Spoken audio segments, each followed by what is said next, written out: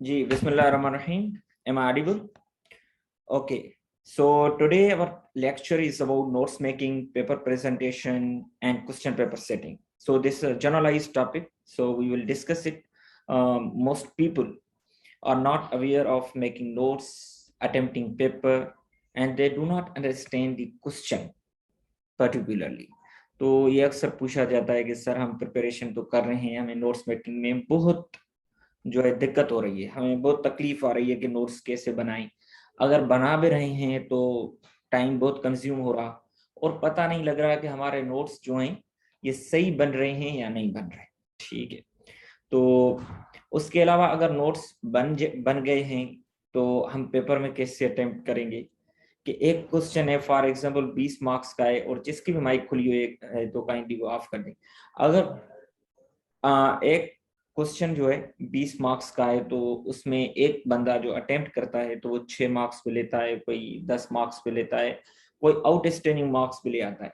तो फर्क क्या होता है उसके पेपर में और इसके पेपर में? ठीक है, तो वो क्या लिखता है जो 6 मार्क्स लेता है, और जो 16 मार्क्स ले आता है वो अपने पेपर में क्या लिखता है?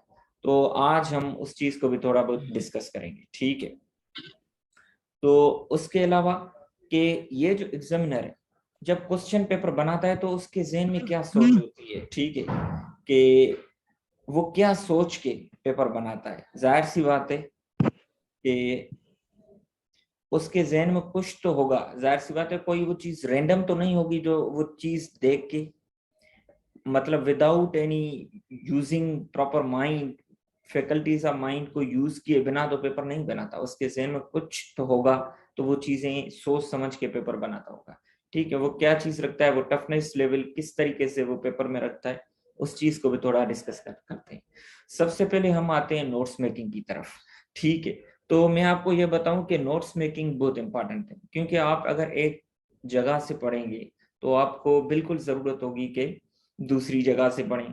तो जब आपके पेपर करीब होंगे, रिवीजन का वक्त होगा, मॉक पेपर्स का, ठीक है, वक्त करीब होगा, तो जाहिर सी बात है उस वक्त आप डिफरेंट बुक्स खोल के तो फिर जो है स्टडी करके बैठेंगे, तो फिर तो वो फ्रूटफुल नहीं रहेगा। तो आपने 6 घंटे लगा के एक टॉपिक के नोट्स बनाए, अगर वो जब आप रिवाइज करें वो भी उस पर भी 3-4 घंटे लगे, तो फिर तो वो काम की बात नहीं हुई।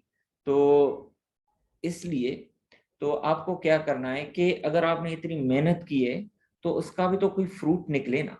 तो आप 1 घंटे में, 45 मिनट में, आधे घंटे में उस टॉपिक को बाद में रिवाइज भी कर सकें। नोट्स की जरूरत इसीलिए भी होती है।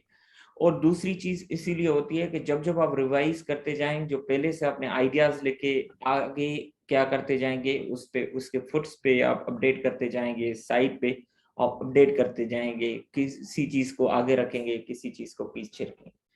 और उसके अलावा एक और फायदा होता है कि ये जो आप अच्छे बुक्स से नोट बनाते हैं तो उसकी जो लैंग्वेज के जो कीवर्ड्स होते हैं, ठीक है, उन उसकी अपनी वोकेबलरी होती है, वो आपकी आहिस्ते आहिस्ते बिल्डअप होती जाती है। आप बोलते हैं, फिर आप रिवाइज करते हैं, फिर वो बन जाती है। तो आपके जो एक लैंग्वेज है ना एक सब्जेक्ट की, वो आपकी आहिस्ता आहिस्ता डेवलप होती जाती है। अब ये मसला आता है कि क्या हम सबके नोट्स बनाएं, इवन हर एक के नोट्स बनाएं, इवन एसेस के भी आप नोट्स एसेस भी बनाएं। अगर आप वो ऐसे बनाए, फॉर एग्जांपल सबसे पहले हम ऐसे पे आते हैं। सबसे मुश्किल सब्जेक्ट तो वही है ना हमारा, कि ऐसे कैसे लिखा जाएगा। उस पर बाद में आते हैं, उस पर भी कोई डेमो क्लास रख लेंगे। ठीक है, सबसे पहले आपने क्या करना है कि जैसे किसी भी सब्जेक्ट्स के नोट्स बनाते हैं इसी तरीके से आप ऐसे पहले ही आपने प्रिपेयर करके रखें। फॉर एग्जाम्पल कैसे, जैसे आप देखें कि एजुकेशन पे, डेमोक्रेसी पे, और सोशल मीडिया पे, ठीक है, वुमेन पे, जेंडर पे, आर्टिफिशियल इंटेलिजेंस पे, किसी और टॉपिक्स पे 8-10 टॉपिक्स आप डिटरमिन करें। उन एरियाज पे बाकायदे अच्छे तरीके से 6-7 जगहों से रीड करें, एक दो बुक्स से, एक दो रिसर्च पेपर से, उसके बारे में जो इंटरनेट पे आर्टिकल्स हैं, बेस्ट जो मैगजीन्स हैं, द इकोनॉमिस्ट है, वाशिंगटन अखबार है उसमें आते हैं, न्यूज वीक है, न्यूयॉर्क टाइम्स है, मिडिल ईस्ट मॉनिटर, इन पे आते हैं, तो वहां से मटेरियल वो खस करें। ठीक है, पाकिस्तान के हिसाब से डॉन न्यूज़पेपर है वहां से, तो आप नोट्स बनाएं, आखिर में स्टेटमेंट उठाएं, फिर वहां से अपने अपने इससे बनाते जाएं। अब वो बनेगा कैसे, इससे का अपना तरीकेकार है, तो वो टेक्निक्स फॉलो करते करते। इसी तरीके से आपके 10 अगर एसेस बन जाते हैं तो मैं आपको बात बताऊं, इन एसेस में ही कोई ना कोई ऐसे आगे पीछे लग ही जाएगा, ठीक है। तो आपके पास मटेरियल होगा ज़हन में, ऑलमोस्ट होगा, आपके पास रेफरेंसिंग होगा, तो आप वहां पे वो पोर्ट्रे करेंगे। जरूरी बात नहीं है कि आपने रट्टा लगाया वही चीज देख के आएंगे, ठीक है। और वहां पे अपनी माइंड को यूज करेंगे, आगे पीछे करके क्या करेंगे, उसको अच्छे तरीके से मटेरियल पोर्ट्रे। वरना अगर आप वहां पे जाएंगे, सोचेंगे, दिमाग लगाएंगे, ब्रेन स्ट्रॉम करेंगे, ठीक है, इंटेलेक्चुअल डिगिंग करने की कोशिश करें, उसमें टाइम लगेगा। पहले ही आपका जो है दिमाग में आइडियाज का ओवरफ्लो होगा, तो आपको इतनी ब्रेन स्ट्रॉम करने की जरूरत नहीं पड़ेगी। जो आप पहले पढ़े बगैर, नोट्स बनाए बगैर आपने अटेम्प्ट करना था, ठीक है, तो उसमें आपने 20, 25, 30 मिनट ब्रेन स्ट्रॉमिंग पे लगाना था, तो अब आप 10 मिनट से ज्यादा ब्रेन स्ट्रॉमिंग पे नहीं लगे। अब ये जो 15-20 मिनट आपके बचे, आपको अच्छे तरीके से पेपर भी पूरा करने में लगा सकते हैं और आप रिवाइज करने में भी लगा सकते हैं, ठीक है। तो इसी तरीके से प्रेसी आप वो भी क्या करेंगे, रिवाइज करेंगे। जो पास पेपर्स हैं उनको अटेम्प्ट करें। उससे क्या होगा, अगर 30 साल के करेंगे तो उसमें कुछ टफ लेवल की फिलोसॉफिकल टाइप, कुछ मीडियम लेवल की और कुछ सिंपल लेवल की प्रेसीज मिलेगी। इसी तरह कॉम्प्रिहेंशन भी आपको मिलेंगी। तो आपको एक रफ आइडिया होगा कि किस टफनेस लेवल में ये मेंटेन करता है, और मतलब इसकी lower level of toughness and upper level of toughness. तो आपको आइडिया होगा कि इससे क्या होता है, कि आपको पता लगेगा कि द मोस्ट डिफिकल्ट प्रेसी किस लेवल तक हो सकती है, and the most simple precis, simplest form जो है प्रेसी का, वो किस लेवल पे हो सकता है। तो आपको कोई भी फिर परेशानी की जरूरत नहीं पड़ेगी, ठीक है। तो कॉम्प्रिहेंशन भी इसी तरीके से। और ये जो आपके पास ट्रांसलेशन है, वो आप अगर 15-20 ट्रांसलेशन पास पेपर से 2, 6, 7 आपको मिल जाएंगी, और किसी और बुक से पीए के पास पेपर्स हैं, टू द पॉइंट हैं, वहां से कर लिए। और इसी तरीके से आपने vocabulary, the most important area जो आपको प्रिपेयर करना है, वर्बल एडवांटेज बुक है, ठीक है। वो चार्ल्स हैरिंगटन का है। उसमें 50 लिस्ट हैं, एक लिस्ट में 500 वर्ड्स हैं और 50 वर्ड्स हैं, और 10 लिस्ट में टोटल 500 वर्ड्स हैं। तो वो 500 वर्ड्स इस तरीके से दिए गए हैं कि वो 3500 जो जीआरई में उनको तकरीबन पूरा करते हैं, और बुक के प्रीफेस में भी ये कहा गया है। तो मैंने वहां से भी किए थे, जीआरई से भी किए थे, बिल्कुल सेम बात है, बट इस बुक में अच्छे तरीके से दिए हुए हैं कि उसकी मीनिंग, उसके एंटोनियम, उसके थोड़ा आगे पीछे स्टोरी जो है उससे रिलेटेड इटमोलॉजी वगैरह दी गई है। तो अगर आप एक लिस्ट में 50 MCQ वर्ड्स हैं और डेली 10 वर्ड्स पे करते हैं, तो 5 दिन में वो लिस्ट पूरी होगी। छठे दिन आप उसको रिवाइज करें, 7वें दिन रेस्ट करके 1 वीक में आपकी एक लिस्ट पूरी होगी। इसी तरीके से 10 वीक्स में आपकी वो 10 लिस्ट पूरी होगी, मतलब 2.5 मंथ। तो आप क्या करेंगे, फिर इसको रिवाइज करेंगे 2.5 मंथ से 2 मंथ, 1.5 मंथ, 1 मंथ, 15, 20, 30 डेज तक की बात रहेगी। वोकेबलरी, अब फायदा क्या होगा, आपको ये कंसर्न होता है लोगों को कि ये डेड वोकेबलरी, ये डेड वोकेबलरी नहीं है, ये इसको हम लाइव करेंगे। कैसे करेंगे, तो इसको इस तरीके से हम कर सकते हैं, ठीक। इस तरीके से हम कर सकते हैं कि ये जो वोकेबलरी है, तो ये लाइट का थोड़ा इशू है, तो ये जो वोकेबलरी है, तो डेड वोकेबलरी अगर आप बुक पढ़ते हैं, फॉर एग्जांपल बुक पढ़ने के दौरान आपको वोकेबलरी की जरूरत पड़ती है, ठीक है, तो आप फिर डिक्शनरी पे जाते हैं, डिक्शनरी पे जा ढूंढते हैं, तो ये आपको बड़ा मसला पड़ता है, ठीक है। तो अगर आपके जहन में कुछ वोकेबलरी होगी, कुछ आपने मिस कर दी, तो वो ढूंढ लेंगे, तो आपकी इससे क्या वोकेबलरी होगी, वो स्ट्रीमलाइन होती जाएगी। आप डॉन न्यूज़पेपर पढ़ेंगे तो वहां से आपको वोकेबलरी मिल जाएगी, ठीक है। तो इसी तरीके से आपकी वो डॉन न्यूज़पेपर में वो वोकेबलरी भी लगेगी। इसी तरीके से आपकी वोकेबलरी क्या होगी, वो वोकेबलरी क्या होगी, आपकी स्ट्रीमलाइन होती जाएगी। तो जिसकी भी माइक खुली हुई है तो काइंडली वो ऑफ कर दें, ठीक है। ये मोहम्मद उस्मान की ये खुली हुई है वो माइक, तो काइंडली वो ऑफ कर दें। तो इसी तरीके से वोकेबलरी आपकी वो प्रेस राइटिंग में भी काम आएगी सबसे ज्यादा, ठीक है। आपको प्रेस राइटिंग में बिल्कुल जरूरत पड़ेगी उस वोकेबलरी की। अगर वोकेबलरी नहीं होगी तो आप अंडरस्टैंड नहीं कर पाएंगे प्रेसी को, कॉम्प्रिहेंशन को, ट्रांसलेशन नहीं कर पाएंगे, इडियम्स नहीं कर पाएंगे, बाकी चीजें आप नहीं कर पाएंगे। अच्छे हिस्से में अच्छी वोकेबलरी जो मतलब वो उस पर्टिकुलर सिचुएशन, वोकेबलरी वो लिखनी है जो पर्टिकुलर सिचुएशन के मुताबिक हो। ऐसे नहीं है कि आपने ख्वामखा में सिंपल, ख्वामखा में टफ लैंग्वेज, ऐसा भी नहीं है, ठीक है। जो वोकेबलरी फिट हो, जो वर्ड, वो तभी आपको पता लग सकता है जब आपके वोकेबलरी प्रिपेयर होगी। आप डॉन न्यूज़पेपर पढ़ेंगे, दूसरे बुक्स पढ़ेंगे, वहां से वोकेबलरी बिल्ड होगी। जो आपने वर्बल एडवांटेज जो बुक है वहां से वोकेबलरी बनाई, तो वो वोकेबलरी वहां पे यूज होगी। तो इसी तरीके से आपकी 2.5 मंथ में बिल्कुल प्रिपेयर हो जाएगी। और आजकल एमपीटी आ गया है, और जो पीएमएस वाले हैं तो वहां पे भी स्क्रीनिंग आ रही है, ठीक है। तो वहां पे आपकी ये जो 20 मार्क्स का पोर्शन है इंग्लिश, तो वहां पे वोकेबलरी आपको इतना एज देती है कि आपने बिल्कुल इतनी तैयारी नहीं की बाकी सब्जेक्ट्स की, तो ये आपको पास करा देते हैं। अगर ये नहीं है तो आप अच्छी कितनी भी प्रिपरेशन करें तो कहीं ना कहीं करंट अफेयर या पाक अफेयर आपको धोखा दे देते हैं बाकी, बट इंग्लिश धोखा नहीं देता। पंक्चुएशन उस रिलेटेड आनी है, करेक्शन आपको वही आनी है, रिफ्लेक्सिव प्रोनाउन की, दूसरी चीजों की, तो आपको इतनी दिक्कत नहीं आएगी। तो इसीलिए आपको सबसे पहले वोकेबलरी को तो आहिस्ते आहिस्ते सुबह के टाइम जरूर रखना है। और उसके अलावा, ठीक है, तो आप क्वेश्चन पुट करते जाएं, मैं आखिर में सबके जवाब भी दूंगा। उसके अलावा आपको क्या करना है कि वोकेबलरी के साथ साथ आपकी तो ग्रामर अच्छी होनी चाहिए। तो अच्छा बुक है English grammar in use, English grammar in use by Raymond Murphy, 4th edition. अगर लेटेस्ट एडिशन है भी तो वो यूज कर लें। तो वहां से आप आहिस्ते आहिस्ते से वो ग्रामर भी करते जाएं, ठीक। उसमें 45 लेसन हैं, एक लेसन 20 मिनट्स 30 मिनट्स में हो जाता है। अगर आप 30 लेसन 3 लेसन पर डे करते हैं तो 15 दिन में वो भी हो जाएगा। उसके बाद आप आ जाए रेन मार्टिन से स्ट्रक्चर करना शुरू कर दें, स्ट्रक्चर्स ऑफ जो सेंटेंस राइटिंग है।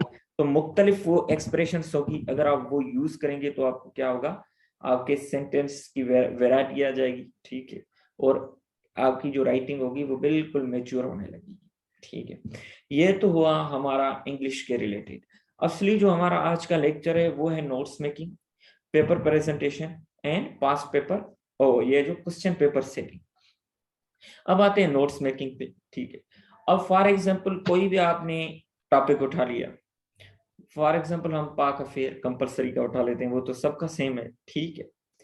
अब पाक अफेयर के पहले तो आप थोड़ा बेसिक बना लें, वो आपकी एक अखबार बना रही है, ठीक है, ट्रैक टू पाकिस्तान पढ़े हैं, साथ साथ वो बनाए।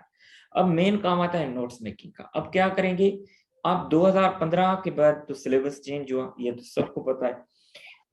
2016, 17, 18, 19, 20, 21, 22, ठीक है, कितने सालों की, 7 साल। 2016 का जो पेपर है वो मिक्स है, कुछ पास्ट मतलब जो पुराना सिलेबस, कुछ नया सिलेबस, बट 2017 ऑनवर्ड्स आप देखेंगे तो आपको आइडिया हो जाएगा। और 2019 एंड ऑनवर्ड्स देखेंगे तो आपको बिल्कुल आइडिया हो जाएगा कि अब पेपर किस तरीके से होने हैं, ठीक है। वही स्टाइल होगा, ठीक है। ये नहीं होगा कि रटे वाला कॉन्सेप्ट, बिल्कुल भी नहीं होगा। तो अब आपको ये नोट्स बनाने के लिए आपको क्या करना है, ये जो पांच पेपर्स हैं, फॉर एग्जांपल हर पेपर में कितने आते हैं, 7 क्वेश्चंस आते हैं। पहला क्वेश्चन जो 8 होता है वो होता है एमसीक्यूज का, वो तो आपको अलग प्रिपेयर करने है। तो आखिर में कोई क्वेश्चन पूछ के याद दिलाए मुझे कि वो कहाँ से प्रिपेयर करेंगे तो मैं बता दूंगा। अब 7 क्वेश्चन से आपको क्या करना है, 2016 का पेपर लिया फॉर एग्जाम्पल, तो ये फॉर एग्जाम्पल आपने डायरी जैसे इसी तरीके से आप पेज उठाएं, एक क्वेश्चन यहाँ से लिख लें, दूसरा गैप देके दूसरा लिखें, गैप देके तीसरा लिखें, इसी तरीके से चौथा, पांचवा, छठा, सातवां आपने लिख लिया। अब 2017 का पेपर उठाएं, अब देखें कि उसके 7 क्वेश्चंस में से 2016 के 7 क्वेश्चन में से कौन से मिलते हैं। एक दो अगर टॉपिक के साथ मिलता है तो वो उसके साथ लिखते, जो स्पेस आपने छोड़ी थी। जो नहीं मिलते उसको आगे लिख ले, 8वां नंबर दे दे, 8 नंबर ना दे, 8वां, 9वां, 10वां, 11, 12। अब 2018 का पेपर उठा ले, वहां पे देख ले कि इनके साथ 12 टॉपिक के साथ कितने मिल रहे हैं, तो उनके साथ जो स्पेसिस थी उसमें लिख ले। फॉर एग्जांपल यहाँ पे मिक्स हो रहा है कोई टॉपिक तो वहां लिख ले, जितने मिक्स हुए, फॉर एग्जांपल 3 मिक्स मैच हुए तो ठीक, फिर 4 आगे लिख ले। इसी तरह स्पेस देखिए, इसी तरह 2019, 20, 21, 22। अब आपके पास एक पेपर आ गया जिसपे आपने टॉपिक्स को एक दूसरे के साथ मैच करके लिखा। अब आपने क्या करना है, ये अभी हमारी हाफ टास्क हुई। अब हमने क्या करना है, ये जितनी भी स्टेटमेंट है, जितनी भी स्टेटमेंट हमने निकाली, अब क्या करना है, 2015 पीछे जाके 2000 तक कितने साल हुए, 16 साल। अब हमने फॉर एग्जांपल ये टॉपिक्स 20 या 21 निकाले, 20 निकाले फॉर एग्जांपल, या 22 कर रहे हैं, तो इन 22 टॉपिक्स को अब हम क्या करेंगे, 2015 में के जो 7 क्वेश्चंस हैं उससे देखेंगे कोई स्टेटमेंट रिपीट तो नहीं आ रही। अगर वहां पे कोई स्टेटमेंट रिपीट आ रही, for example sir Syed Ahmad Khan 2015 में भी आया हुआ है, 2017 में भी आया हुआ है, 2022 में भी आया, तो 2015 वाली स्टेटमेंट निकाल के हम सर सैयद अहमद खान वाले पोर्शन में लिख लेंगे। बाकी अगर कोई टॉपिक मैच नहीं हुआ तो हम उसको अबंडन कर देंगे, उसको आगे नहीं लिखेंगे जैसे हम बाकी पेपर्स में आगे लिख रहे थे। इसी तरीके से 2014 वाला जो 2014 वाला है, ठीक है, उसमें देखेंगे अगर स्टेटमेंट मैच हो रही है किसी भी टॉपिक की तो उठा लेंगे, अगर नहीं हो रही तो उसको भी अबंडन। 2013 में, 2012 में जाके 2000 तक। इससे क्या होगा, हमें एक ही टॉपिक जो हमारा काम का होगा उससे रिलेटेड हमें डिफरेंट ट्विस्टेड स्टेटमेंट मिलेंगी, कि हमें लग जाएगा कि 23 साल में एक एग्जामिनर एक टॉपिक के साथ कैसे खेल सकता है, कैसे खेल सकता है, तो हम ये देखेंगे। अब हमें टॉपिक्स तो मिल गए, अब हमें आइडिया हो गया कि 2000 से लेके 2022 तक हमारे काम वाले टॉपिक्स कौन से हैं और कौन से ज्यादा टॉपिक्स आए हैं। तो हम जो ज्यादा टॉपिक आया है उसको नंबर 1, जो कम आया है नंबर 2, कुछ टॉपिक्स ऐसे होंगे जो एक टाइम्स के इक्विवेलेंट आए होंगे 3-3 बार या 2-2 बार, तो उनको अपने हिसाब से नंबर दे देंगे। आखिर में जाके जब हम नंबर देंगे तो 17-18 पे जब पहुंचेंगे तो 4-5 टॉपिक्स ऐसे होंगे जो एक एक बार रिपीट होंगे। अब उन टॉपिक्स का क्या करना, वो सिचुएशनल टॉपिक्स हैं। फॉर एग्जांपल अब यूएस इंडिया की डील हुई थी 2009-10 में न्यूक्लियर प्रोग्राम की, तो अब वो तो सिचुएशनल क्वेश्चन था, अब उसको अबंडन कर देंगे, उसको हम अपने पास नहीं रखेंगे, काट देंगे।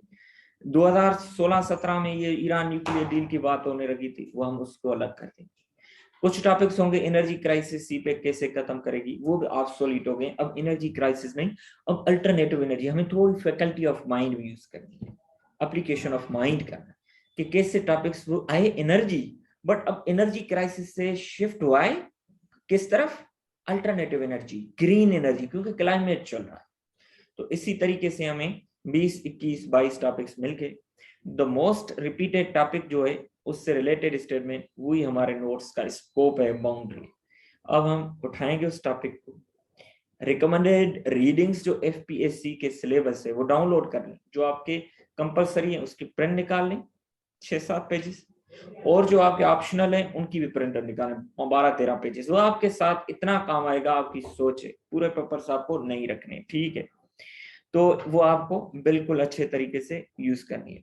तो इस तरीके से क्या होगा कि आपके पास वो रिकमेंडेड रीडिंग में देखें कि ये जो मेरा टॉपिक है किसी बुक में आ रहा है या नहीं। अब बुक कैसे डाउनलोड करेंगे, नोट कर लें काम की, जेड लाइब्रेरी है, गूगल में लिखेंगे फ्री लाइब्रेरी है, वहां से वो बुक डाउनलोड करें।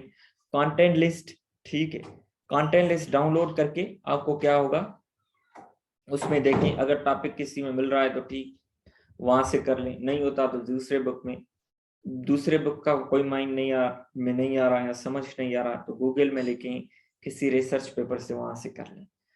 तो इसी तरीके से दो सोर्सेस को देख लें, एक सोर्स से हो जाता है तो वो लें को, दूसरे से मदद लेनी अगर नहीं होता, तीसरे से फिर वेबसाइट्स पे चले जाएं जो बेस्ट वेबसाइट्स हैं।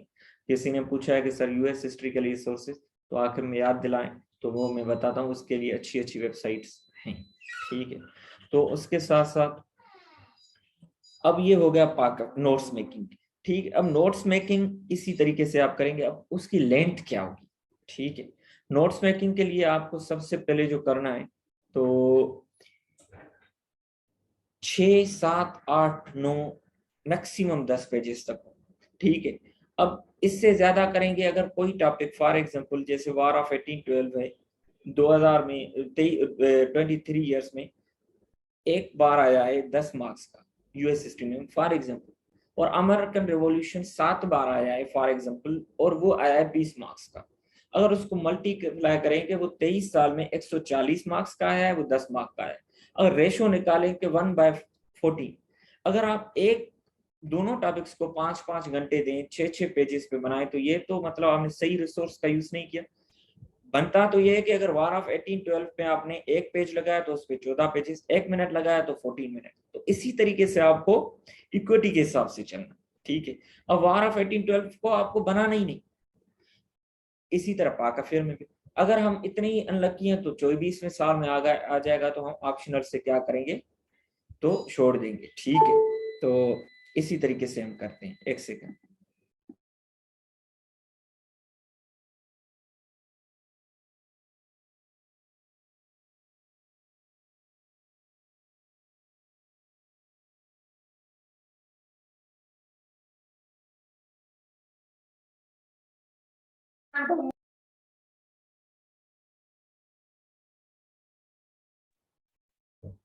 तो इसी तरीके से हो जाता है। तो अब आपको क्या करना, अब ये लाजिम रखना है कि अब लोग टॉपिक बनाते हैं और आखिर में पता लगता है ये तो टॉपिक आएगा नहीं क्योंकि पहले भी नहीं आया था। क्या करते हैं, कंटेंट लिस्ट उठाते हैं, शुरुआत से बनाने शुरू करते हैं। तो ये मैंने भी कोशिश की थी, वो नाकाम कोशिश थी। शुरुआत में ही कुछ गाइड मिल गए थे जो अच्छे दोस्त थे, सीनियर्स थे, ठीक है, उनसे हेल्प लें। जो अच्छे नहीं है उनसे बिल्कुल भी डिस्कस ना करें, वो आपका टाइम ज़ाया करेंगे। तो ये चीज आपको करनी है कि नोट्स की लेंथ का बिल्कुल ख्याल रखना है। अगर आप ज्यादा लेंथी बनाएंगे तो 200-300 पेजेस बन जाएंगे। आप स्टडी कैसे करेंगे, 200-300 पेजेस तो वैसे ही बन जाएंगे, बट अगर आप उससे भी ज्यादा 300-400-500 पेजेस बन जाए तो फिर तो आपके लिए मसला हो जाएगा, टाइम ज्यादा लग जाएगा। फिर आपको ये होगा यार सबकी रिवाइज भी करनी है, वो चीजें भी करनी है, ठीक है। तो नोट्स मेकिंग कर लें, ये पूरा टॉपिक आज हम कर लें तो बाकी एक एक कंपलसरी को है, बाकी जो मेरे ऑप्शनल थे या दूसरे आपके ऑप्शनल थे उनको भी डिस्कस कर लें। तो इसी तरीके से आपको नोट्स मेकिंग में रखना है। अब नोट्स मेकिंग के दौरान आपने क्या करना है, जिस सोर्स से बना रहे हैं उस सोर्स का जिक्र ऊपर नोट्स पे लिख लें, ताकि जब आप रिवाइज करें तो आपके पास वो सोर्स हो, वो पेपर में पोर्ट्रेट करने के लिए आपके पास हेल्प करे, क्योंकि आपको याद नहीं रहेगा। उस चैप्टर का भी नाम लिख लें ऊपर, ठीक है, उस राइटर का भी नाम लिखिए। कुछ बुक्स ऐसे होते हैं जो एंथोलॉजी टाइप के होते हैं, डिफरेंट चैप्टर्स डिफरेंट लोगों ने लिखे हुए थे। और ये ना समझें कि बुक को हम A to Z content list से जाके बिब्लियोग्राफी से नहीं। हो सकता है कि एक बुक में आपको एक ही टॉपिक अच्छा मिले, क्योंकि ह्यूमन लिमिटेशन है, बुक बनाने के लिए उसने बाकी टॉपिक्स जो लिख लिए, उसकी कमांड एक टॉपिक पे हो, एक एरिया पे हो। इसीलिए आपको देखना है कि कौन सा टॉपिक कौन से बुक से, वो कंटेंट लिस्ट और जेड लाइब्रेरी और ये जो आपने नोट्स के लिए ये टॉपिक्स निकाले हैं, इन तीनों की सिनर्जाइज करें, सिंक्रोनाइज करेंगे। टॉपिक्स आपने निकाले, ठीक है, बुक्स आपने डाउनलोड किए जेड लाइब्रेरी से। अब इन टॉपिक्स को हायरार्की देखेंगे, टॉप मोस्ट को डाउन यहाँ से बनाते जाएंगे, उनको सिनर्जाइज करते जाएंगे और वहां से टॉपिक बनाते जाएंगे। और जो मोस्ट रिपीटेड होगा जाहिर सी बात है उनकी थोड़ी नोट्स की क्वांटिटी ज्यादा बनेगी। जो लीस्ट रिपीटेड होगा तो उसको हम देखेंगे कि नोट्स बनाने में है या नहीं बनाने, अबंडन करना है या उसके जगह पे कोई और टॉपिक लेके आना है, ठीक है। जिसकी माइक खुली है तो काइंडली ऑफ कर दें। तो ये तो हुआ नोट्स मेकिंग पे, ठीक है। अब आते हैं कि ये चीजें आपने बिल्कुल करनी है, ठीक है। और बाकी आते हैं पेपर प्रेजेंटेशन पे। पेपर प्रेजेंटेशन, ठीक है, फॉलोज नोट्स मेकिंग। नोट्स अच्छे होंगे तो पेपर प्रेजेंटेशन भी अच्छी होगी। एक बुक का नाम लिख लें, पेन उठाएं, मैं आपको बुक का नाम बताता हूं और यहाँ पे भी लिख लेता हूं। तो fundamentals of essay and answer writing skills, fundamentals of essay and answer writing skills. ये भी जेड लाइब्रेरी से आपको बुक मिलेगा, मैंने चैट में लिख लिया है। ये बुक है अनुदीप दुरेशेट्टी, 5th अटेम्प्ट में इसने फर्स्ट पोजीशन ली थी यूपीएससी के एग्जाम में। तो ये वो अपनी अकाउंट बताता है कि इसने कौन सी पहले गलतियां की थी, बाद में इसने ऐसा क्या किया कि इसने ऑल इंडिया रैंक नंबर 1 आया। ठीक है, तो ये इसके सब्जेक्ट्स तो डिफरेंट है, मगर आंसर इसके एसे पे भी नहीं जाना। पहला पोर्शन इसने एसे पे, दूसरा आंसर राइटिंग, दूसरे पोर्शन पे आपने फोकस करना है। इसने कंक्लूजन के बारे में वैसे एसे के जो है उस पर बहुत अच्छे तरीके से लिखा है, बताया है। बाकी ज्यादा उसके एसे के स्टाइल डिफरेंट है वहां का। तो यहाँ पे नोट्स मेकिंग पे उसने अच्छे तरीके से सब्जेक्ट्स उसने अपने डिस्कस किए हैं, बट है तो बात वही कि कैसे कौन सी चीज को कैसे पोर्ट्रे करना है। ठीक है, तो इस बुक से आपने बिल्कुल हेल्प लेनी है। ठीक, अब आते हैं पेपर प्रेजेंटेशन में। दो, ये नहीं है कि आपने खूबसूरत ये जो है मतलब राइटिंग लिखी है, डिफरेंट पेन्स का यूज किया है, मार्कर। पेपर प्रेजेंटेशन का ये 10% है। राइटिंग अंडरस्टैंडेबल, लीजेबल है, पढ़ने के लायक आती है, देखने के लायक है, वेल एंड गुड। उसके बाद उसका काम खत्म। ठीक है, हाँ कोई हाई फाई राइटिंग इंतहाई आला तरीन दिल को पसंद आए तो उस पर बंदा 1-2 मार्क्स ही दे सकता है, बाकी उसका कोई ओवर राइडिंग इफेक्ट नहीं है। पेपर प्रेजेंटेशन का जो 90% कॉन्सेप्ट है, अगर आप वो देखें तो वो आपको मिलेगा ये कि पेपर का कंटेंट क्या है।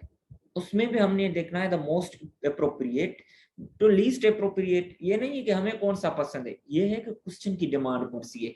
फॉर एग्जाम्पल, आप मुझसे कोई चीज पूछें, मैं आपको जवाब दूं, अगर वो रिलीवेंट ना हो बट वो बहुत अच्छा हो किसी टॉपिक से और रिलेटेड से, उससे रिलेटेड वो अच्छा जवाब है, बट आपके क्वेश्चन से रिलेटेड ना हो, आपको कहेंगे सर आपने मेरे क्वेश्चन का आंसर नहीं किया, मेरे तरफ से तो मैं आपको ना है और मैं सेटिस्फाई नहीं दाओ, आपने दूसरा टॉपिक से रिलेटेड अच्छा जवाब दिया, बट मेरे टॉपिक से रिलेटेड ये आंसर नहीं बनता। तो इररिलीवेंस हमेशा आपको 0 मार्क्स दिलाएगी। रिलीवेंस 100% है, जितना आइडियल रहेंगे 100% के करीब रिलीवेंस मेंटेन करेंगे, उतनी आपकी मार्क्स भी क्या होगी, आइडियल आएंगी और अच्छी मार्क्स आएंगी। इसीलिए आपको क्या करना है, रिलीवेंस तो कभी नहीं, ये ऐसे के लिए रूल्स है, एक किसी भी चीज के लिए बोलने के लिए भी यही रूल है। और दूसरी आती है ऑर्गेनाइजेशन। क्वेश्चन क्या डिमांड करता है, कभी कभी क्वेश्चन 2-3 चीजें डिमांड करता है। For example, what is the definition of international relations, define the evolutionary process of international relations as an academic discipline and highlights its nature, the nature of international relations। 3 चीजें पूछी तो आपको पता होना चाहिए कि डेफिनेशन को कितना देना है, एवोल्यूशनरी प्रोसेस को कितना देना है, नेचर को कितना देना है। तो अगर आपने तीनों को एक दिया तो ये भी सही नहीं बनता।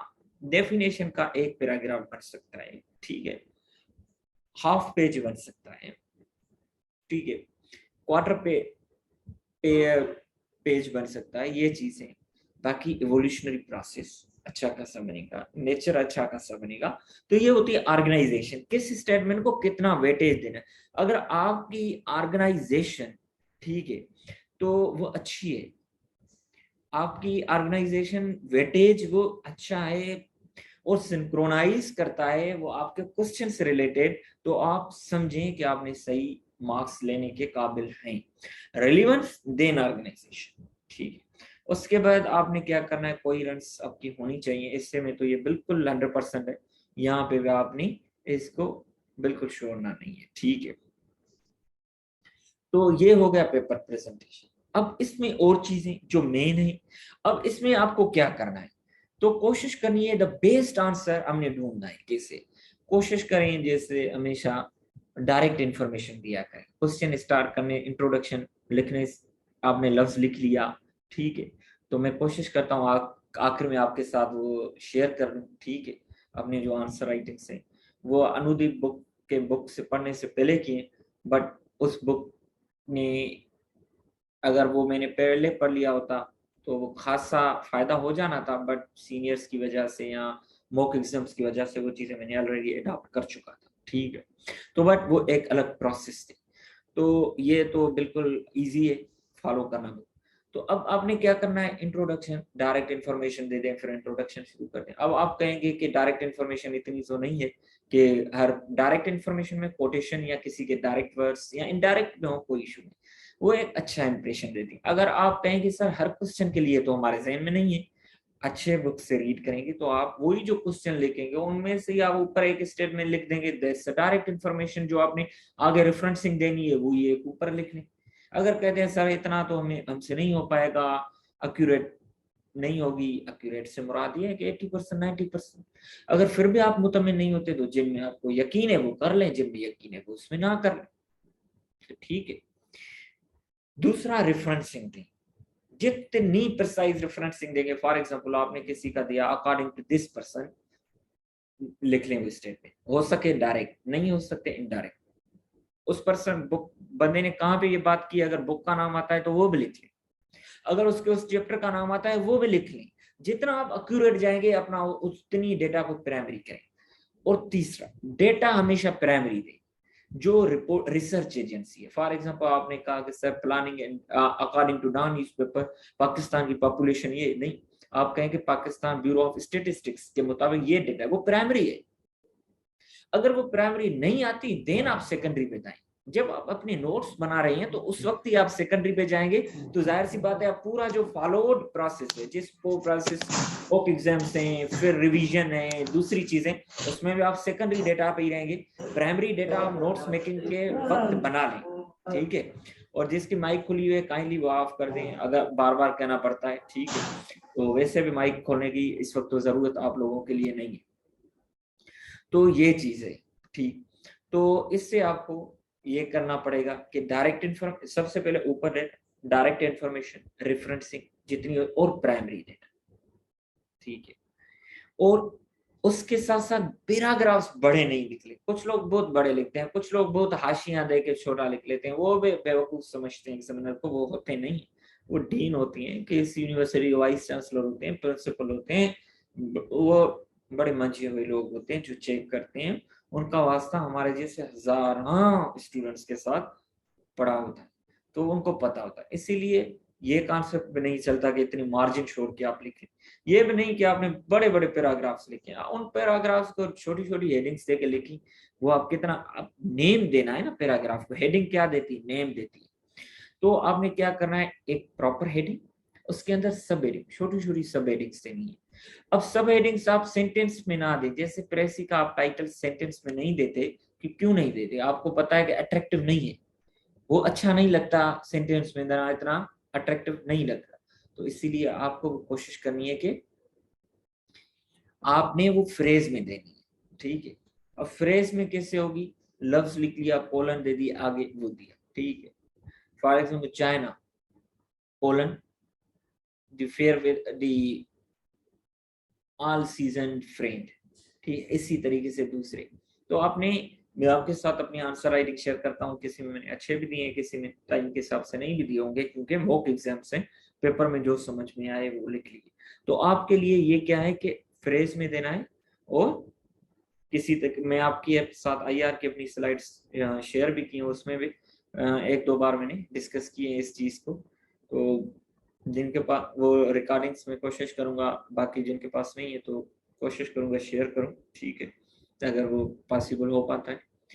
तो ये चीजें, और कंक्लूजन, इंट्रोडक्शन दिया है, उसमें होता है ये एसे की तरह, ये इंट्रोडक्शन क्या बताते हैं कि मेरे क्वेश्चन में क्या होगा। अगर आपने एसे का इंट्रोडक्शन आता है तो आपको आंसर का आएगा, अगर आपको आंसर का आता है तो वो एसे का आएगा, वही चीजें हैं। इसी तरीके से इंट्रोडक्शन आपको अच्छा बनाना है, इसलिए क्योंकि बार बार नोट्स रिवाइज करेंगे, वो आपके अनकॉन्शियस माइंड में टॉपिक्स, वोकेबलरी, वर्ड्स चले जाएंगे, तो वही आप मॉक में पोर्ट्रे करेंगे। अच्छा होगा तो पढ़ने वाले को एक अच्छा इंप्रेशन जाएगा, एरर प्लेस हो, एरर फ्री हो, अच्छी वोकेबलरी हो, अच्छे वर्ड्स हो, मैच्योर हो, लगे कि कोई एग्जाम दे रहा है। ऐसे भी नहीं कि कोई टफ लिख लें कि ये आपका इंटेंशन हो कि उसको तो समझ ही नहीं है, नहीं आएगा तो जाहिर सी बात है मार्क्स तो नहीं देगा, ठीक है, समझने वाली। और कंक्लूजन, जाहिर सी बात है इंट्रोडक्शन दिया है तो उस बात को कंक्लूड करेंगे तो फिर लगेगा ना इंटेंट, भले आपने टाइम से पहले ही पूरा कर लिया तो उसको तो लगेगा आपके पास तो मतलब सेंस ही नहीं था कि आप प्रॉपर पूरा भी कर सके। और जहां पे आपको फील हो, जो करंट अफेयर के रिलेटेड टॉपिक्स होते हैं जिन पे एक तो आपको क्वेश्चन ही पूछता है क्रिटिकल इवेल्युएट, जहां पे ना हो ये चीजें, तो आप उसमें क्रिटिकल एनालिसिस हेडिंग दें, और उसके अंदर कंक्लूजन के पहले जस्ट कंक्लूड, आप क्रिटिकल एनालिसिस का पैराग्राफ बनाए, ऐसे नहीं है 2 लाइन का, वो बड़ा होना चाहिए कंक्लूजन से कि स्ट्रेंथ क्या लेवल का होना चाहिए। कुछ लोग क्या लिखते हैं, कंक्लूजन इतना जल्दी लिखते हैं 2 स्टेटमेंट एक ही सेंटेंस का, ये भी ना करें, ये जुल्म है अब खुद के साथ। या तो बॉडी से कोई चीज हटा लें, कम कर लें, कंक्लूड सही करेंगे तो उसको तो फील हो नहीं कि आपने प्रॉपर टाइम के साथ, विदाउट एनी हरी, विदाउट एनी मतलब जल्दबाजी के साथ अच्छे तरीके से 2 लाइंस का एक स्टेटमेंट का तो हमें फील होगा कि कितनी बेदारी के साथ इसने कंक्लूजन पूरा किया है।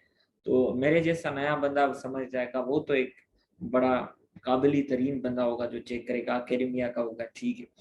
और क्रिटिकल एनालिसिस आपको देना है, ठीक है। तो आपको अब याद होना चाहिए कि आपने बॉडी को इतना भी एक्सपांड नहीं करना कि आपके मेन पैराग्राफ्स, ये जो क्रिटिकल एनालिसिस जैसे करंट अफेयर है उसमें से सब में लगता है, आईआर कहीं उसमें कुछ में लगता है कुछ में नहीं, यूएस हिस्ट्री के आखिरी टॉपिक वैसा ही करंट अफेयर्स का होता है तो उसमें भी लगता है, पाक अफेयर के आखिरी 2-3 टॉपिक्स होते ही करंट अफेयर के, उसमें अलग लगता है, इस्लामिया का आखिरी टॉपिक होता है तकरीबन रिलेटेड टू करंट अफेयर से, तो वो भी लगता है।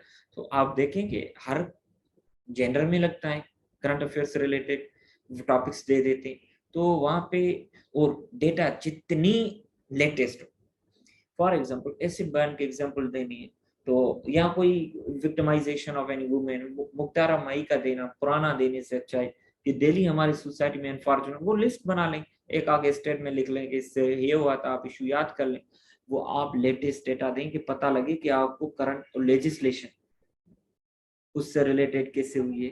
तो एक्यूरेट और करंट डेटा देंगे, थोड़ी देंगे, वो आपको ज्यादा मार्क्स दिलवा देंगे। तो लेटेस्ट डेटा वो कहाँ से आएगी, आप कहाँ से ढूंढेंगे, ये भी मसला है। तो डेली न्यूज़पेपर तो पढ़ें, डॉन न्यूज़पेपर आप अपना बिल्कुल बना लें, उससे क्या होगा आपको आइडिया हो जाएगा, पहला पेज, बाकी इसके अंदर अंदर हम पेजेस में ना जाए, उसमें हिस्ट्री होती है, जो नए हैं वो जाए क्योंकि उनको हिस्ट्री का पता नहीं, जो डेली न्यूज़पेपर पढ़ते हैं तो उनको तो आइडिया है कि स्टोरी डेली कैसे डेवलप हो रही है, और फॉर एग्जांपल वो न्यूज़पेपर पढ़ते आ रहे हैं तो वही स्टोरीज रिपीट हो रही हैं तो उनको, और एडिटोरियल्स ओपिनियंस नहीं, उनमें ओपिनियंस में देखें कौन सा काम वाला है, एडिटोरियल तो आपको लाजिम पढ़नी है, उसकी लैंग्वेज प्रेसिज है थोड़ी टच करती है, टफ लैंग्वेज होती है, ओपिनियन में जो आपको लगे काम वाला है उसको पढ़ें। लास्ट पेज होता है कभी डोमेस्टिक कभी इंटरनेशनल पॉइंट को डिस्कस करता है, ठीक है। इस वक्त मेरे पास न्यूज़पेपर नहीं, कोशिश करूंगा कि अगली बार भी नोट्स मेकिंग पे सेशन फिर रखेंगे, या न्यूज़पेपर पे या किसी से कोई जनरल टॉपिक पे, तो उसमें जरूर डिस्कस करेंगे। तो ये चीज तो हो गई। तो इसी तरीके से आपको पेपर प्रेजेंटेशन प्रेजेंट करना है, ठीक। अगर कोई मेरे पास भेजना चाहता है तो वो एक क्वेश्चन भेज सकता है, ठीक। वो ज्यादा, मैं इस वक्त खुद भी बिजी हूँ, जो आईआर के सेशन ले रहे हैं मेरे, एक उनका टॉपिक रहता है तो वही अभी पूरा नहीं कर पाया इस वीक में, तो मेरी कोशिश थोड़ा बिजी था अपनी अटैचमेंट प्रोग्राम में। तो कहने का मकसद, वो अगर व्हाट्सअप करेगा तो शायद चेक नहीं हो पाए, क्योंकि आगे भी मैं ईमेल आकर मैं शेयर कर दूंगा, उस पर सेंड करें तो उसको चेक होके जरूर मिलेगा, थोड़ा लेट ही होगा पर मिलेगा जरूर, ठीक है। और ईमेल के थ्रू ही मिल जाएगा, ठीक है। तो उसमें व्हाट्सएप नंबर पे अपना शेयर कर ले, अगर उसको लगता है किसी को कि वहां पे शेयर करूं तो वो अगर फील हुआ इजी तो वहां पे भी हो जाएगा, तो वो कोई इशू नहीं है, ठीक है, हो जाएगा, आपको गाइडेंस मिल जाएगी। बट ये है कि तो 1-2 दिन 2-3 दिन हो सकता है, कभी कभार ज्यादा भी लग जाए, तो सब्जेक्ट टू दी शेड्यूल वगैरह भी हो जाता है, कभी 1 घंटे में मिल सकता है। तो आखिर में आता है क्वेश्चन पेपर सेटिंग। अब आप देखें कि फॉर एग्जाम्पल आप कुछ अगर आप है ना, मैं आपको कहूँ कि आपने पेपर मुझे बना के देना है, किसी का एग्जाम लेना है तो आप पेपर बना के दें, आप ऐसे नहीं है कि बेटे बेटा है आपका मूड बना तो क्वेश्चन लिखते जाएंगे, नहीं, आप प्रॉपर तरीके से सोचेंगे कि मुझे कैसे बनाना है। तो एग्जामिनर पे टफनेस लेवल रखता है, ठीक है, वो रखता है कि ये क्वेश्चंस कितने लोग कर सकें। फॉर एग्जांपल 2 क्वेश्चंस ऐसे रखेगा कि वो कहेगा कि यार 60-70% लोग कर सकते, फॉर एग्जांपल वो एक नॉर्मल हालात में पेपर बना रहा है टफ वगैरह। तीसरा रखेगा कि यार वो करे जो 50% लोग कर सके। चौथा वो कर सके 4 क्वेश्चन ही करनी, वो 10% लोग ही कर सके जिन्होंने बाकायदे डीप डाउन पढ़ा, 4 क्वेश्चन वही कर सके। तो वहां से वो शिफ्टिंग करते आ रहा है, छानी होती है ना, वो छानबीन कर रहा है यहाँ से कि वो टफनेस लेवल उसने मेंटेन। अब कभी कभी मुश्किल पेपर आ जाता है तो वो टफनेस लेवल उसकी बढ़ा देता है कि भाई एक टॉपिक जो है वो 60-70% कर सके, 2 क्वेश्चन वही कर सके तो 30% हो, 30 वही जो 15 से 20% हो, बाकी चौथा वही कर सके जो 4-5% हो। तो यहाँ पे टफनेस बढ़ा दी। तो ये सोच समझ के आता है। फॉर एग्जाम्पल पाक अफेयर का है, उसने पहले सोच लिया है कि पहला जो क्वेश्चन है, पहला क्वेश्चन तो सबका एमसीक्यूज होता है, उसको छोड़ दें। अब जो दूसरा क्वेश्चन है, अब हम उसको पहला समझते हैं। तो वो क्या करता है, हिस्ट्री का रखता है प्री पार्टीशन। कभी कभार उसमें से 2 भी दे देता है, कभी कभार एक एक तो लाजिम देता है, उसमें तो कोई शक की बात नहीं है ना, 2 भी दे देता है। उसके बाद क्या करता है, पोस्ट पार्टीशन से 2-3 क्वेश्चन दे देता है। उसके बाद पीछे से 2-3 क्वेश्चन वो कहां से दे देता है, करंट अफेयर से दे देता है। अब ये भी नहीं है कि आपने सिर्फ करंट अफेयर की तरफ भी भागना है, उसको नहीं करना। वो टॉपिक प्री पार्टीशन वाला भी एक पाक अफेयर का टच देता है तो आपको वो तो करना ही करना है, तो उसको आपने बिल्कुल भी नहीं छोड़ना। ठीक है। तो इसी तरीके से इस्लामियात का वो बनाता है, उसको पता है कि मुझे ये जो हुजूर सल्लल्लाहु अलैहि वसल्लम as a educator, as an individual, as a military strategist, as a teacher, ठीक है, ये मुझे टॉपिक कब रिपीट करना है, ज़कात सलात वगैरह कब रिपीट करना है, कब देना है, कितने गैप के बाद देना है। कुछ टॉपिक्स ऐसे होते हैं जो हर साल रिपीट होते हैं, कुछ टॉपिक्स 2 साल बाद होते हैं, कुछ टॉपिक 3 साल बाद, कुछ टॉपिक रिपीट ही नहीं। तो अब ये है कि आजकल टॉपिक्स रिपीट होने का कॉन्सेप्ट थोड़ा हर साल वाला कम हो गया है। जैसे पहले होता था कि कुछ टॉपिक्स बहुत, अगर पहले वाले पेपर देखेंगे जो आज अटेम्प्ट दे रहे हैं उनको लगेगा 2015 वाली सीएसएस बिल्कुल आसान थी, ठीक है। बट ये है कि आजकल जिस सीएसएस ये अगर टफ हुई है तो वो सब लोगों के लिए हुई है। तो अब आपको देखना है कश्मीर इशू है फॉर एग्जाम्पल, आप उस पर नोट्स बना रहे हैं तो वो तो ऑब्सोल्यूट हो चुका है। बट कश्मीर इशू जब 35 एंड 370 आर्टिकल्स चेंज हुए कॉन्स्टिट्यूशन में इंडिया के तो रिलीवेंट हो गया, बट उस एस्पेक्ट में रिलीवेंट। हिस्ट्री तो आपने पढ़नी है बट आपने नोट्स उससे रिलेटेड, फलस्तीन इशू रिलीवेंट बन गया, अब्राहम अकॉर्ड आ गया तो उसके पर्सपेक्टिव। तो इसी तरीके से अफगान वाला इशू बीच में इरेलीवेंट बन गया था, अफगान ये जो है डायलॉग की बात आ गई तो फिर हो गया। तालिबान वाला जो काबुल वाला आ गया, फॉल ऑफ काबुल, वो आ गया क्वेश्चन, ठीक है। तो ये आ गया। तो इसी तरीके से आप थोड़ा अपना दिमाग चलाएं कि ये टॉपिक किस तरीके से जाएगा, ठीक है। पाक अफेयर में होगा तो फॉर एग्जाम्पल पाक काबुल की बात करें तो फॉल ऑफ काबुल हुआ तो पाकिस्तान से रिलेटेड होगा तो वो ये बात करेगा ना यार पाकिस्तान के लिए अपॉर्चुनिटीज क्या है, इम्पैक्ट क्या है। करंट अफेयर होगा तो रीजनल एनवायरनमेंट पे बात करेगा, ग्लोबल करेगा। आईआर होगा कि ये करेगा आईआर पार्ट 1 के पाकिस्तान के लिए, इसमें अपॉर्चुनिटीज वगैरह को आईआर के कॉन्टेक्स्ट में पूछेगा। आईआर 2 होगा तो पाकिस्तान के लिए स्ट्रेटेजिक डेप्थ वगैरह, ये कॉन्सेप्ट पाकिस्तान कैसे सॉफ्ट इमेज ग्लोबल पॉलिटिक्स में स्टैंडिंग वगैरह बना सकता है, तो ये चीजें आ जाएंगी। तो आप सोचा करें कि टॉपिक जो मैं बना रहा हूँ सब्जेक्ट किसके लिए, ठीक है। इसी तरीके से करंट अफेयर है, ये तो हो गए पेपर सेटिंग। अब आते हैं बाकी टॉपिक्स की तरफ आते हैं। फॉर एग्जाम्पल लोगों को बड़ी दिक्कत से लगती है करंट अफेयर का, तो करंट अफेयर कैसे करें, बहुत ही आसान है, इंतहाई आसान टॉपिक है करंट अफेयर, इंतहाई आसान। अगर किसी को लगता है कि मुश्किल है तो अभी गौर से वो पेन पेपर हाथ में उठा ले, वो नोट करते जाए कि इसको बेहतरीन तरीके से कैसे कर सकते हैं। अब आपने 10 से 15 टॉपिक्स हैं उससे रिलेटेड 15 कर लेते हैं बस मैक्सिमम, उससे बाहर तो ये 40 टॉपिक 50 टॉपिक्स वाली गेम से निकले, ठीक है। हो सकता है जो पढ़ाने वाले लोग हैं वो इतने टॉपिक रखेंगे क्योंकि आप लोगों को थोड़ा जवाब भी देना होता है, ठीक है। तो इस वक्त मैं आपसे बिल्कुल फ्रैंक होकर बात कर रहा हूँ आप, ठीक है। 15 टॉपिक, अगर बड़े टॉपिक्स, अब एनर्जी क्राइसिस की क्या जरूरत है करने की, बिल्कुल भी नहीं है। अब बात है अल्टरनेट एनर्जी करने की, मैं आपको कहूँ कि नया करंट अफेयर का सेशन शुरू कराऊं, आपको एनर्जी क्राइसिस भी कराऊंगा, अल्टरनेट एनर्जी भी कराऊंगा, तो बात, मैं आपको कहूँ कि मैं आपको ईरान न्यूक्लियर डील भी कराऊंगा, तो भाई मैं तो आपका टाइम वेस्ट कर रहा हूँ, डबल जुल्म कर रहा हूँ। एक तो आपसे वायदा करके आपका टाइम, मतलब ये तो टाइम भी वेस्ट कर रहा हूँ। तो आप थोड़ा सोचिए कि अब टॉपिक्स कौन से लगने हैं, ठीक है। 15 टॉपिक से ज्यादा बाहर ना जाइए, मैं मैक्सिमम आपको बता रहा हूँ। अब टॉपिक्स आप डेली न्यूज़पेपर में पढ़ते हैं, आपको रिपीट जो टॉपिक्स होते हैं आपको आइडिया हो जाता है ये बार बार रिपीट हो रहा है, ये तो आएगा। इसी तरीके से ज़हन में आप मेमोरी बनाते जाएं या लिखते जाएं, ठीक है। यहाँ एक रजिस्टर बना लें, जो टॉपिक आता है आउटलाइन और कंटेंट लिस्ट में, कंटेंट बना लें लिस्ट, वहां पे टॉपिक लिख लें, आगे उसके नोट्स बना लें, ठीक है। 3 पेजेस छोड़ दें, दूसरा टॉपिक आए तो कंटेंट बना लें। इसी तरीके से एट द एंड आपको अंदाजा हो जाएगा कि कौन सा टॉपिक ज्यादा है। ऐसे नहीं है कि आप पहले ही दिन कंटेंट 20 की लिस्ट बना लें, आहिस्ते आहिस्ते जो टॉपिक आता रहे कंटेंट की लिस्ट बनाते जाएं, ठीक है। तो इसी तरीके से करंट अफेयर के जो आपके टॉपिक्स हैं 15 कहाँ से आएंगे, एक मार्केट में नोट्स पे आ जाते हैं, ठीक है। तो वहां से भी आपको टॉपिक्स मिल जाएंगे कि ये, बट उनको रिलीजियसली नोट्स को फॉलो नहीं करना। अब आपने क्या करना है, वो टॉपिक्स उठाने हैं, नोट्स अपने बनाने हैं। वहां से अगर कीमती डेटा मिल जाती है तो उठा लें, उसमें तो कोई मसला नहीं।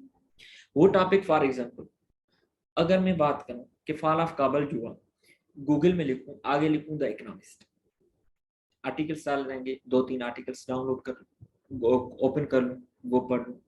आगे फॉल ऑफ काबल the Washington post, 2-3 topic, fall of काबल न्यूज़वीक, फॉल ऑफ काबल न्यूयॉर्क टाइम्स, फॉल ऑफ काबल, ये 15 से 16 न्यूज़पेपर के इनके बड़े आर्टिकल्स होते हैं, ठीक है। हमारे मुकाबले इतनी अच्छी लैंग्वेज, इतने अच्छे, तो आपको ये भी दिक्कत नहीं होगी कि सर मुझे टॉपिक किस एंगल में बनाना है।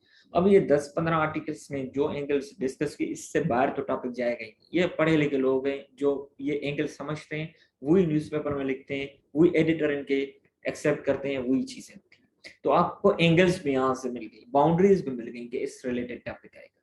तो आप देखें, एक टॉपिक आप डेली बना लें। न्यूज़पेपर के आर्टिकल्स कितने का होगा, 1000 वर्ड्स का होगा ना मैक्सिमम, तो आप तो पढ़ लेंगे, ठीक है। एक टॉपिक आप डेली भी बना लिया, ये तो बिल्कुल मतलब ठंड वाला प्रोग्राम है इसमें।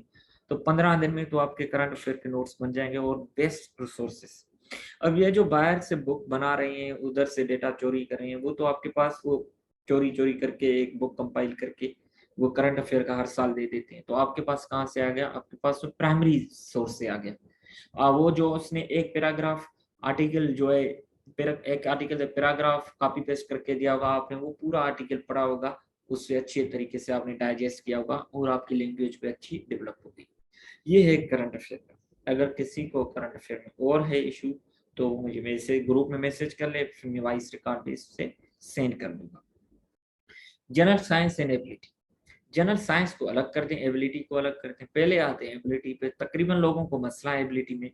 इसमें तो 6, 7, 8वीं 9वीं क्लास की मैथ आती है। आप देखें ना कौन से सवाल आते हैं, रेशो के आते हैं, परसेंटेज के आते हैं, प्रोपोर्शन के आते हैं, ठीक है, रिलेशन के आते हैं, ये आते हैं। ये यूट्यूब पे हमारे नेबर कंट्री इंडिया के ये जो यूट्यूबर्स हैं अच्छा पढ़ाते हैं, उनके बिल्कुल इन टॉपिक्स में 10-10 उनके मिनट्स के वो वीडियोस पढ़ें, वो आप देख लें। उन 3-4 टॉपिक्स जो रेशो है वगैरह उन पे नोट्स ग्रिप कर लें और पास पेपर को सॉल्व करें। किसी के पास की जाने की इतनी ज़रूरत नहीं पड़ेगी, ठीक है। अगर बिल्कुल ही कोई किसी को नहीं आता तो फिर तो वो एक अलग की बात है, ठीक। वो उस पर भी वैसे सबक.com में पहली क्लास है, उस पर भी मैथ है। अगर वो बंदा समझता है कि मुझे 5वीं 6वीं की भी नहीं आती तो यूट्यूब पे उसके भी वीडियोस पड़ी हैं, तो वो देख ले, वो अच्छे तरीके से, वो किसी के पास जाने की जरूरत ही नहीं। फिर जनरल साइंस, अब आप जनरल साइंस में जो मैंने आपको नोट्स मेकिंग वाली टेक्निक बताई थी वो भी आपको करनी है, ठीक है। तो जनरल साइंस में आपने क्या करना है, आपने देखना वही एक्सपांडेड उसमें सिलेबस है। आपने देखना है कि कंप्यूटर साइंस वाले पोर्शन में कौन से क्वेश्चंस आते हैं और उनके साथ ज्यादातर कौन सा टॉपिक अटैच करते हैं, वो देख लें। कभी आपको अंदाजा पैटर्न का हो जाएगा कि यार इसके साथ हर सब एक साल ये करता है, दूसरे साल ये करते हैं, तीसरे साल ये करते हैं। तो आपको आइडिया होगा ये जो हम बाकायदे पूरी बिग बैंग थ्योरी, ये एस्ट्रोनॉमिकल बॉडीज वगैरह वगैरह, वेनस, ठीक है, तो आपको आइडिया हो जाएगा। तो ये तो पहला चैप्टर तो बिल्कुल भी नहीं आता जिस पर आपने इतना टाइम वेस्ट कर रहे हैं। तो ये आपको वहां से आइडिया होगा कि कौन से टॉपिक, नेचुरल इन्वायरमेंटल साइंस आ रही है, नेचुरल कैलेमिटीज आ रही हैं, नहीं आ रहा है, वैक्सीनेशन पे आ रहा है, नहीं आ रहा, कंप्यूटर में कौन से आ रहे हैं, फाइबर ऑप्टिक्स का ज्यादा क्वेश्चन आ रहे हैं, तो आप वही नोट्स बनाएंगे, वो भी 10-15 दिन में बन जाएंगे। इस्लामियात में अरबी देनी है या नहीं, अरबी क्यों ना दे, अरबी नहीं देनी जेर जबर, ठीक है, उसमें टाइम वेस्ट होगा। अब जब उसको फील हो पेपर चेक करने वाले के कि ये मेरे फील्ड का बच्चा है, तो वो आपको ज्यादा मार्क्स दे देगा। वो कैसे? क्योंकि उसको लगेगा इसको कमाल है इस सब्जेक्ट में। अगर आप एक बंदा अरबी नहीं लिखता, इंग्लिश में ही लिखता है, वो कहता मैं पास करके सीएसएस में बैठा हूँ, पुलिस ग्रुप में या डीएमजी में या किसी भी अच्छे ग्रुप में, ठीक है, 12 ही अच्छे हैं, तो वो कहता मैं तो करके आया। भाई ठीक है, उसको डबल एफर्ट करनी पड़ेगी, 5 की जगह 10 आयत के इंग्लिश लिखनी पड़ेगी। अब जो अरबिक लिखेगा तो वो तो समझेगा ना भाई इसको अरबिक आती है तभी लिखी है, ठीक है, वो तो समझता है, तो उसको लगेगा कि यार इसकी मेहनत है। तो मतलब आपको सब्जेक्ट पे फेल नहीं करवाएगा, जब टफ आएगा तो उसको फेल करवा सकता है जिसने नहीं लिखी। तो पाक अफेयर भी हो गया, करंट अफेयर भी हो गया, ऐसे जनरल साइंस भी हो गया, मैथ भी हो गया, इस्लामियात हो गया। ये तो जनरल स्टडीज का पास पेपर इसी तरीके से करें, बट उसका जो है, जो बुक्स हैं वो पाकिस्तान ओरिएंटेड कम है, सिलेबस पाकिस्तान ओरिएंटेड है, तो आपने इस पर रिसर्च पेपर डाउनलोड करें। और इसके बुक्स भी जो हैं वो गूगल पे कमी, जेर लाइब्रेरी पे कमी मिलते हैं, बिल्कुल नहीं मिलते पाकिस्तानी पर्सपेक्टिव में। और रिकमेंडेड रीडिंग्स में भी ज्यादातर बाहर के वो मिल जाते हैं, वो हमारे काम के नहीं है, ठीक है। 2-3 जो एकेडमिक क्वेश्चन है वो आपको वो लगेंगे कि वो वहां से हो जाएंगे, बाकी नहीं। तो आपने क्या करना है, न्यूज़पेपर के आर्टिकल्स वगैरह और वहां से दूसरी जगहों से करनी है। और जो मैंने आपको कहा यार इसमें मैंने बुक्स लिए तो मुझे वो पसंद नहीं आ रहे थे, इस वजह से मैंने बुक का जिक्र नहीं करा। तो इसीलिए आपने रिसर्च पेपर उनके रिलेटेड आपको मिल ही जाएंगे, न्यूज़पेपर के आर्टिकल्स वगैरह वगैरह। अगर कोई और आपको लगता है कि कोई अच्छा बुक आ गया है तो वो पहले कंसल्ट करनी, ठीक है। अभी बाकी मैं अपना नाम क्या लूँ, ये रिकॉर्ड हो रहा है, तो उन लोगों को जो, अगर आप समझें कि 2-3 साल पहले वाले जो आथर्स हैं तो उनकी बिल्कुल भी बुक्स नहीं पढ़ना, अगर कोई नया ढंग का आया है तो पहले देख लेना, ठीक है। 2020 तक जब तक मैंने अटेम्प्ट दिया था, कोई मुझे ऐसा कोई पाकिस्तानी आतर का जनरल सीएसएस या पीएमएस के लिए बनाया कोई अच्छा मुझे जनरल स्टडीज का नहीं मिला, ये आइडिया काफी है। यूएस हिस्ट्री के लिए लोग कह रहे थे, यूएस हिस्ट्री का मैंने पहले अटेम्प्ट में आपको बात बताऊं कि उसके लिए बुक्स भी बहुत अच्छी हैं, रिकमेंडेड, ठीक है। बट ये नोट्स मेकिंग अगर जब आप कर रहे हैं तो एक वेबसाइट है history.com, उसके इंट्रोडक्शंस बहुत अच्छे बन सकते हैं वहां से, ठीक है। ब्रिटेनिका, थाट को, और नोट्स मेकिंग सबसे आलिशान खान अकेडमी से आपके इसके बनेंगे।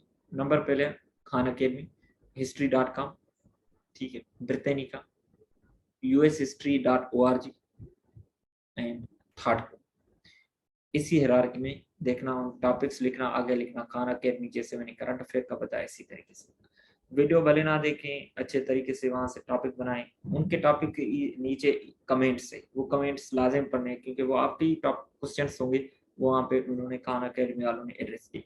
नोट्स वहां पे से बनाएं, नोट्स बन जाए फिर कोई बुक रेफर करें, ठीक है। पाकिस्तानी आतर का नहीं, इंडियन आतर का नहीं, कोई पाकिस्तानी आतर इंडियन आतर भले हो पर पब्लिकेशन बाहर की, ऑक्सफर्ड हो, कैम्ब्रिज हो, बेलग्रेव हो, पेंगे, तो वहां से आपने क्या करना है, बुक से पढ़ के फिर अपने नोट्स को अगर समझें एडिट करना है।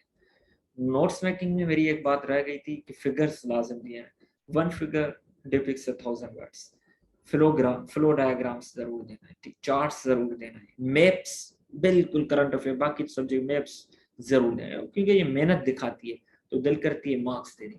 एक एक मार्क्स भी बढ़ जाए एक क्वेश्चन पे तो आप समझें कि 5 मार्क्स एक सब्जेक्ट में तो 10 हैं तो 50 मार्क्स। जो सब्जेक्ट आपको फेल करा था, 12 सब्जेक्ट हैं 60 मार्क्स। जो सब्जेक्ट पे एग्रीगेट पे सीएसएस का अटेम्प्ट आपको 550 पे फेल करा था, वो 610 पे आपको अच्छे ग्रुप में एलोकेट भी करवा सकता है, subject to your best marks in inter, ठीक है।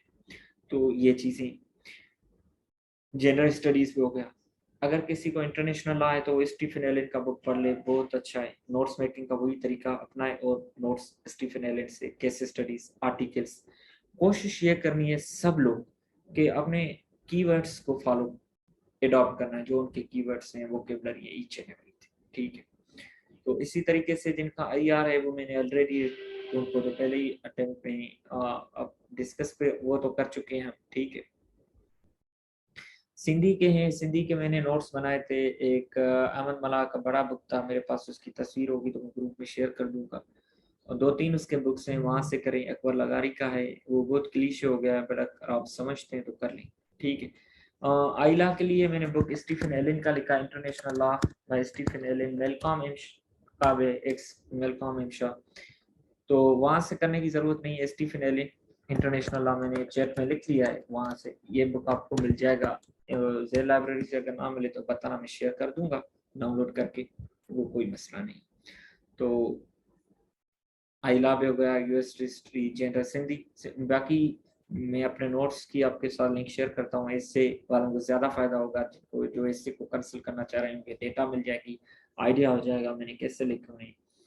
और लेटेस्ट मेरे ऐसे कोविड-19 पे थे, तो दोनों, तो कोविड-19 हेल्थ सेक्टर चैलेंजेस, कोविड-19 एंड ग्लोबलाइजेशन, तो वो लेटेस्ट देख सकते हैं कि वहाँ से हेल्प लें। और उसके अलावा सिंधी वाले जिनके नोट्स हैं, आइला वाले हैं, बाकी दूसरे सब्जेक्ट्स हैं, कुछ अच्छे हैं कुछ बुरे हैं। जो A4 पे हैं वो पुराने नोट्स हैं, आप जो लकीरों वाले पेजेस वाले हैं उन नोट्स को ही फॉलो करना, ठीक है। तो वो बड़े पेजेस वाले, अगर लकीरें वाले पाक अक्षर में छोटे पेजेस में, और A4 वाले वो बहुत पुराने, जब आपकी तरह में नया था। और IR में भी पार्ट 1 है, पार्ट 2 है।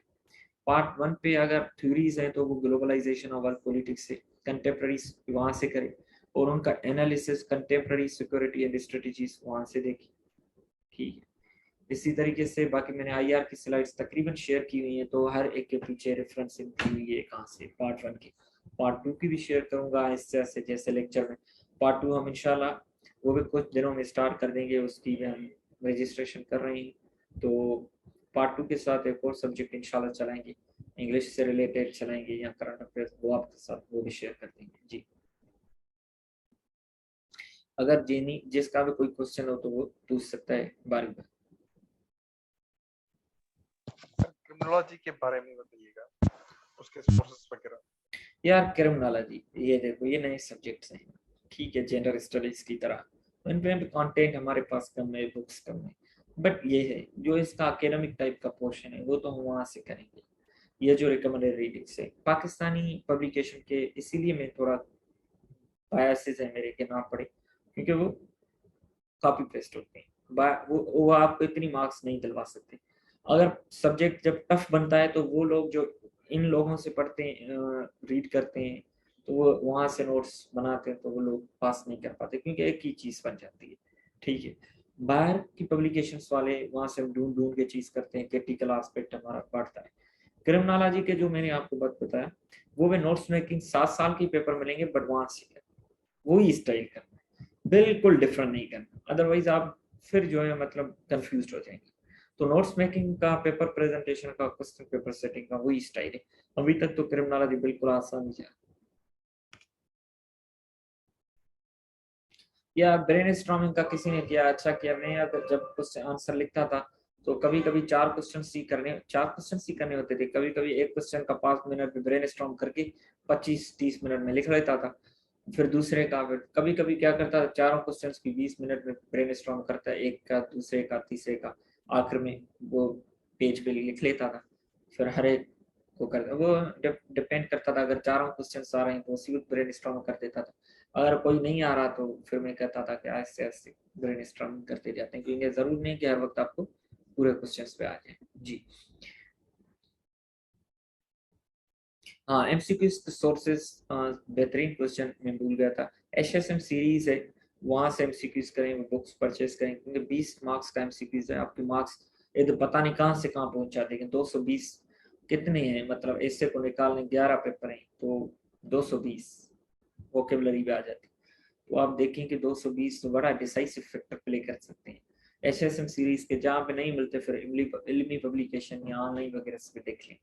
HSM सीरीज का मतलब ये है कि जो क्वेश्चन, जो MCQ स्टफ होगा उसकी थोड़ी हिस्ट्री दी हुई होगी, इसी तरह आपके नोट्स के जो कॉन्सेप्ट्स हैं वो भी डेवलप होते जा रहे होते हैं।